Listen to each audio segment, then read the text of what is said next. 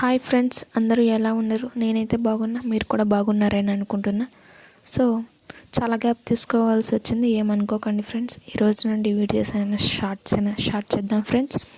So ఈరోజు శ్రావణ శుక్రవారం, అంటే శ్రావణ మాసంలో వచ్చే శ్రావణ శుక్రవారం అని మీనింగ్.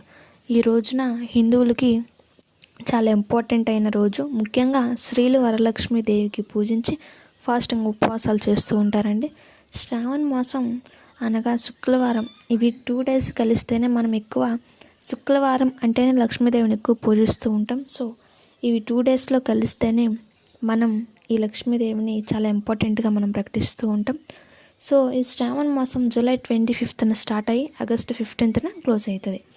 సో మెయిన్గా మంగళగౌరి వ్రతానికి, వరలక్ష్మి వ్రతం. సో ఈ మాసంలో శివుడికి మనం వ్రతం, పుష్పం, ఫలం, తోజం సమర్పించి లక్ష్మీ మాసంలో ఈ భక్తి పూజలన్నీ మనము శివాలయానికి పూజిస్తూ ఉంటామండి. సో అలానే మనం ఇంట్లో చేసుకునేటప్పుడు ఇంపార్టెంట్గా మనం ఈ శుక్రవారం రోజున గౌరీదేవిని మెయిన్ ఇంపార్టెంట్గా ఈ శ్రావణ మాసంలో గౌరీదేవిని పూజించుకొని, గౌరీదేవునికి స్పెషల్గా మళ్ళీ మనం ఇంట్లో చేసుకుంటున్నాం కదా ప్రసాదాలు, అవన్నీ అలంకరించి, అలాగే అక్షంతలు, ఫ్లవర్స్, మేము ఈరోజు సేమ్యా సగ్గుబియ్యం కలిసి పరమాన్నం కాసామండి. సో అది ఈరోజు వచ్చేసరికి. ఇంకా మెయిన్గా ఈ వరలక్ష్మి వ్రతానికి సంబంధించి, ఈ వరలక్ష్మి వ్రతము మ్యాక్సిమం ఇంకా ఇళ్ళల్లో అందరూ చాలా ఇంపార్టెంట్గా యూజ్ చేసుకునేది. సో ఈరోజు వీడియో వచ్చేసి ఇది ఫ్రెండ్స్. ఇంకా రిమైనింగ్ కూడా ఉంటాయి.